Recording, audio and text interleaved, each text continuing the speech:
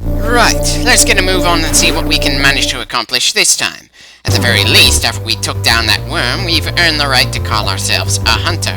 Of course, part of me can't help wondering why people keep referring to Samus as a hunter, even when they know her actual gender. Is it just the fact that things don't quite translate the same way when they go from Japanese to English? Perhaps as an in-universe reason? Like, Samus at first faked her gender by staying in her suit most of the time, while she established that she was a badass, and once she gained enough clout, just kept on letting herself be called a hunter, because she didn't actually give a damn if the right gender version of the word was used. Of course, that line of thinking is kind of undermined by the fact that this is supposed to be her first mission, and we never have any indication that she takes smaller jobs of any kind between the games. Now my headcanon is still that Samus is an actual bounty hunter chasing down various people who break out of jail or just fail to come back when their bail ran out. I know Nintendo essentially shot down that idea, but we've been calling her a bounty hunter for so long here in the West that we've had a hell of a long time to solidify that image in our heads.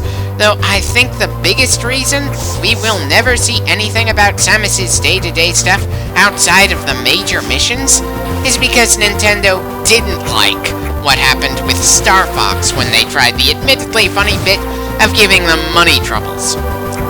Seriously, they tried to give the Star Fox team money troubles, and that continuity of the series, from Star Fox 64 to Star Fox Command, ended up with a kind of weird ending that they ended up rebooting.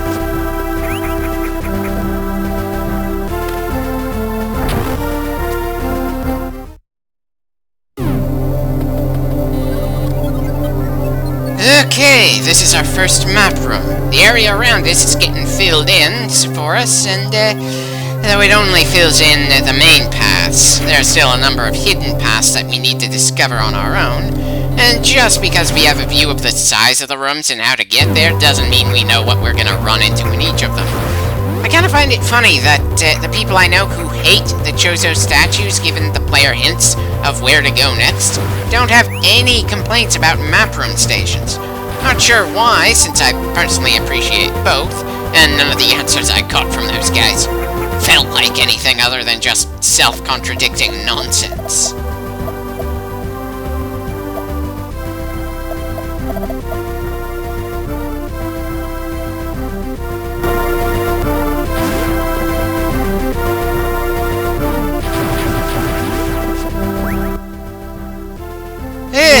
Nice to know we can immediately save after we grab the power-up in that room there, though it feels a little early to make another save to me right now.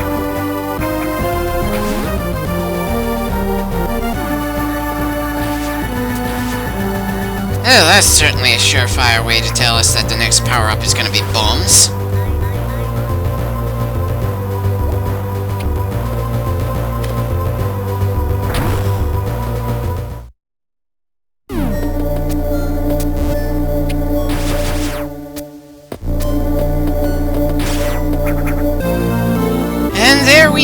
One of the most vital tools we'll have when we're trying to find our way around this labyrinth and all the other ones on this planet. And our first order of business is to, of course, use it to get to the rather obvious hidden path to our left.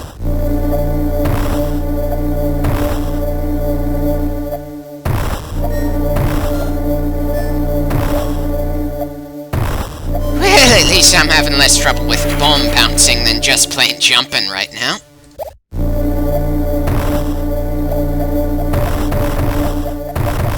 Yeah, doubted there was another hidden path within this path out there, but no harm in checking, especially since it's very rare that those kinds of paths are going to be that bloody obvious to find. Many times, you're rewarded for finding things that weren't immediately obvious, though all too frequently it feels like you're just bombing the floor, hoping something pops up and being disappointed. Bit annoying, but it occasionally has its charms. Still, was it too much to ask that the small area guarded by those little bugs would have had something for us to grab inside of it? Because if there is something here, I don't see it.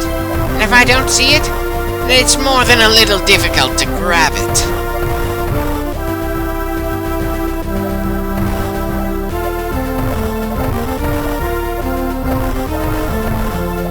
least I've managed to figure out how to bounce off of multiple bombs, and I've confirmed that bombs are what we need to deal with those little bugs when they latch onto us.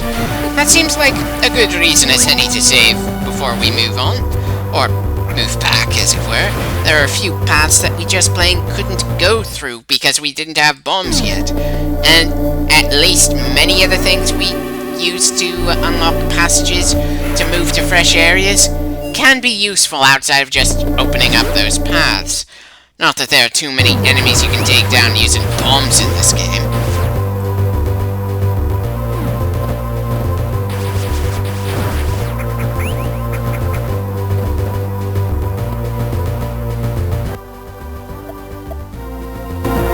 Hope nobody minds just how many times I tend to look at the map around here. Again, one of the reasons I was never really grabbed by the original Metroid and the old Game Boy version of Metroid 2 was because they didn't have an in-game map.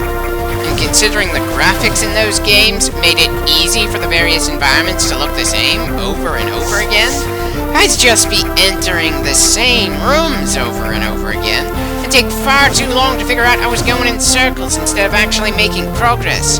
Especially since this series outright requires backtracking in order to reach fresh areas with power-ups and bosses to deal with.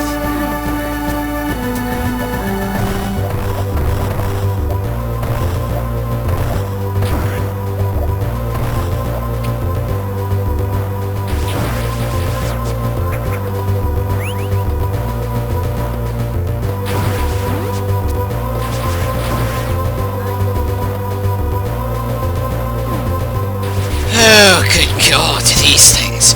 I may not have ever bothered learning the names of most of the enemies in the 2D games, but still, those damn things just move in such an annoying way, and it doesn't help that I'm so rusty right now that I may as well be playing the game completely fresh. Sure, they die quickly and we can take a hit, but that doesn't mean that, I'm not annoyed just dealing with them. They just move so erratically. Anyway, seems our next destination is going to be in a completely different area. That means new music. Not that I have something against the music in this area, just that after you hear the same tune repeating over and over long enough, it starts to feel like a bit of a lullaby.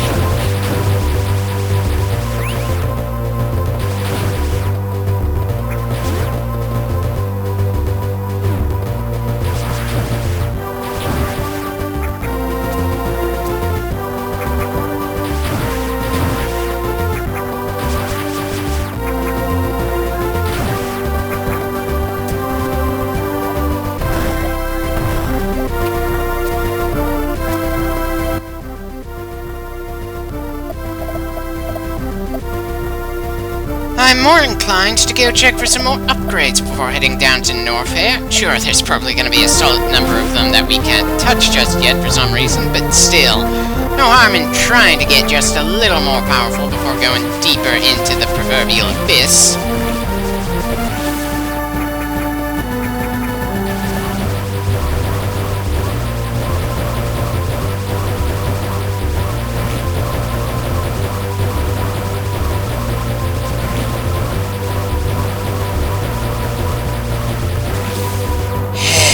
There's gotta be a faster way to deal with those bug hives, but outside of just having a stronger type of beam weapon, I can't think of how you'd be able to do that.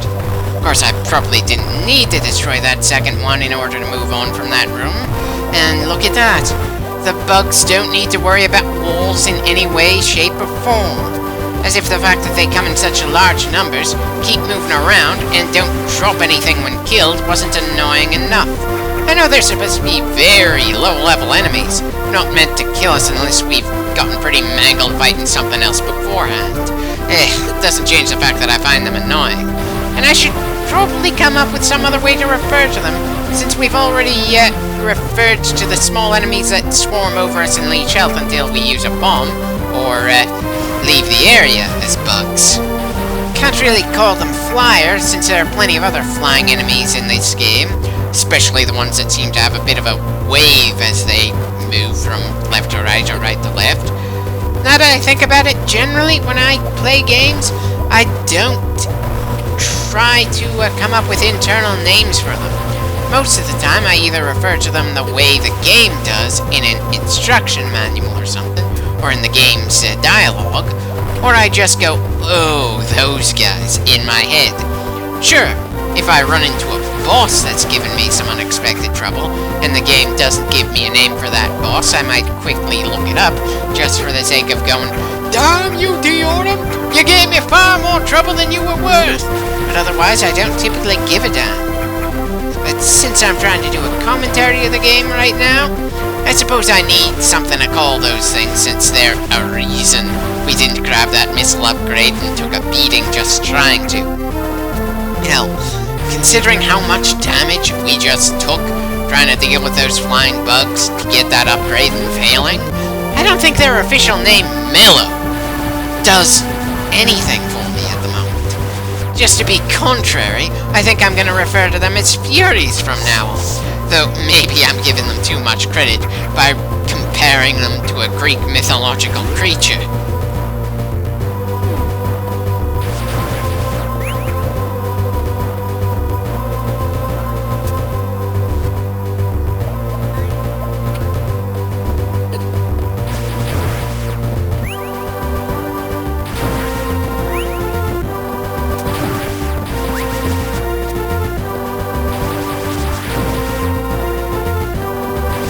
Well, at least I'm starting to move and react more quickly, even if I'm still a little erratic in how I move about. I'll take what I can get around here, so long as it's progress.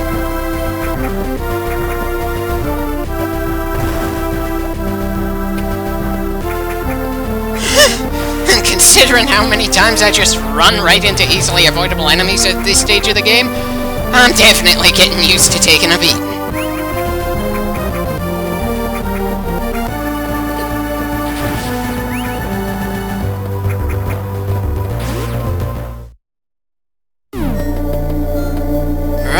Going down, next stop, Norfair.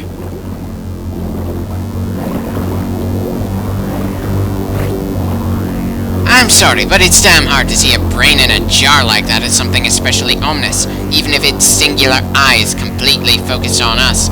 Granted, as the Overmind from StarCraft and Sauron from Lord of the Rings showed, sometimes an ominous eye with maybe a menacing voice is all you need to consider a menacing force. But with the Zerg Overmind, its massive body had already been shown to be just a representation of it. It didn't really need a body, because in a sense it was all of the Zerg. And Sauron had fire surrounding his eye, which was pretty effective at being intimidating. But Mother Brain here, as annoying as she is to deal with when it comes to all the crap that's around her jar, it doesn't change the fact that she just plain isn't intimidating in the slightest. At least not until we run into her in Super Metroid, where she gains a few upgrades compared to her original appearance, but we won't be touching on that game for a while. We're just gonna be focused on her appearance in this game, the remake of the original. And in this game, she really is nothing more than a brain inside of a bunch of glass that happens to have a lot of defensive systems in the room she's stored in. Definitely not looking forward to that boss. I tend to die more often due to the environment than anything else there, but thankfully we're still a far ways away from that particular encounter.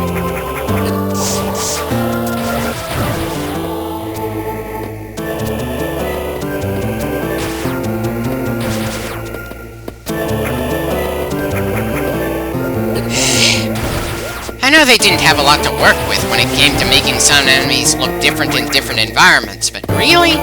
In a fire area, the enemies are on fire, while in the non-fire area we've been to so far, they just look like bugs? Does this mean that enemies in an ice-based area are going to look as crystal-like as the frozen environment itself? I'm sorry, but a minor sprite change like that just feels lazy to me, even in a game that's 2D.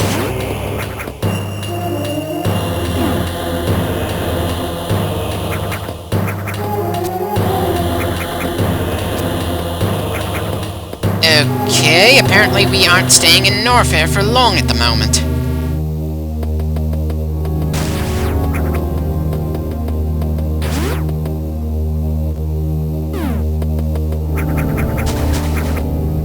least water isn't going to hurt us. Unfortunately, even being ankle deep is going to weigh us down enough to make jumping a lot less effective and slow down our running.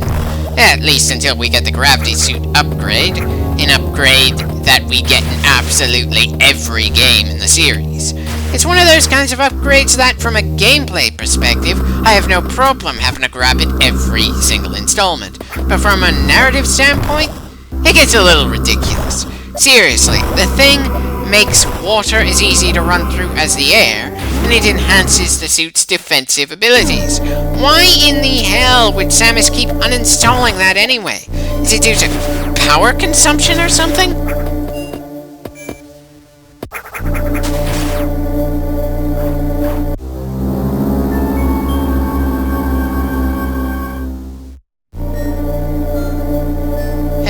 Okay, little odd that our suit can't immediately identify what the hell we just grabbed. Is that still Chozo tech?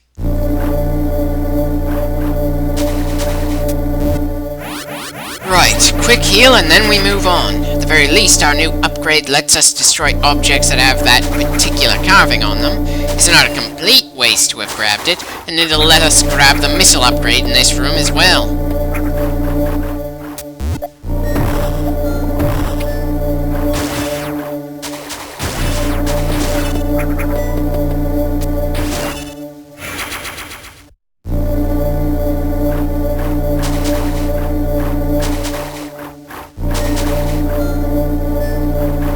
Okay, this is a bit awkward.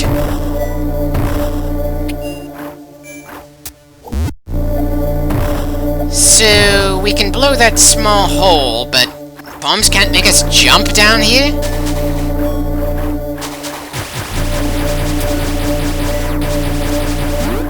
Okay, took me long enough to figure out how to get out of the hole I just dropped myself into.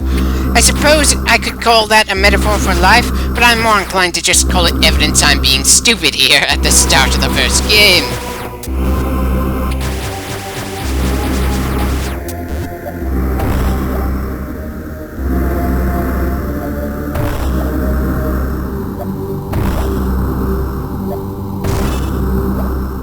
Yeah, I'm definitely making things take longer than they strictly need to due to me still getting used to the game, and probably the entire genre again.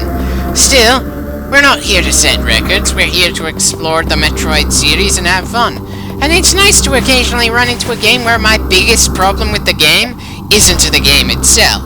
It's my own lack of competence in it, and with time and practice, which playing through this will definitely give us, both can be fixed.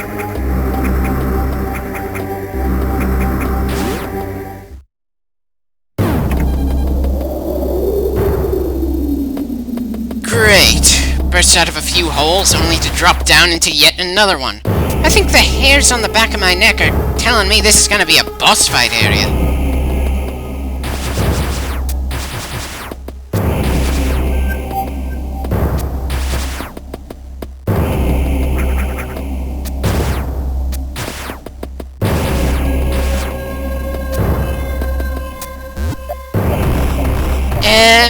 Where's the boss? I was seriously expecting one to just drop down and try to give us a rough time. Not that we'd find a hole in the wall and start trying and failing to explore from there.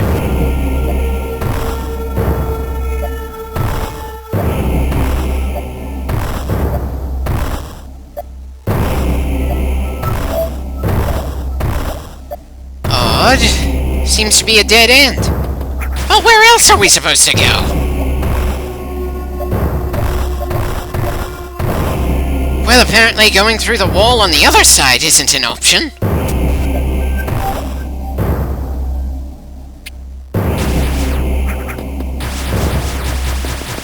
Okay, making progress, but still pretty baffled here.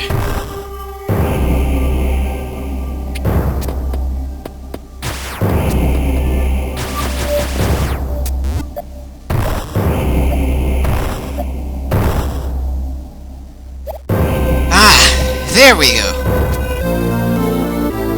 And we've gained the understated art of ledge grabbing, valued by Tomb Raiders and ninjas everywhere. That should help us find our way around here from now on. though there's still going to be plenty of things we won't be able to reach at this point due to the sheer height and to the occasional barrier we don't have the glorified key for.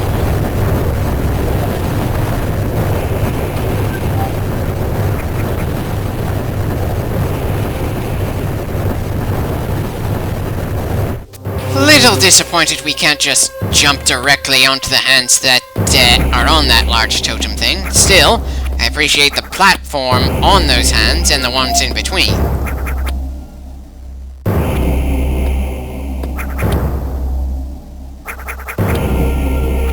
Nice to know that if you drop, you can still grab a ledge on the way down. Bit of a shame I can't attribute that to the power of Samus's suit or her own muscles, though.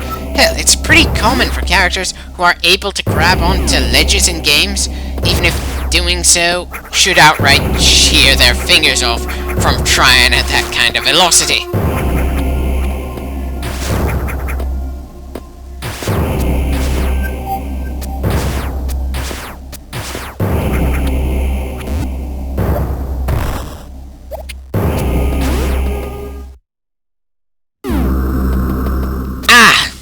We've reached the area where Samus parked her ship.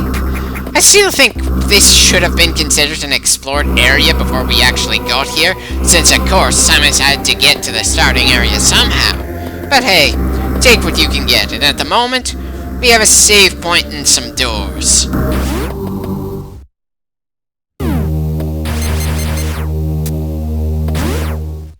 Right, save point it is. We'll just call it a day from here. Again, not a hell of a lot of progress, but around here, any progress is good.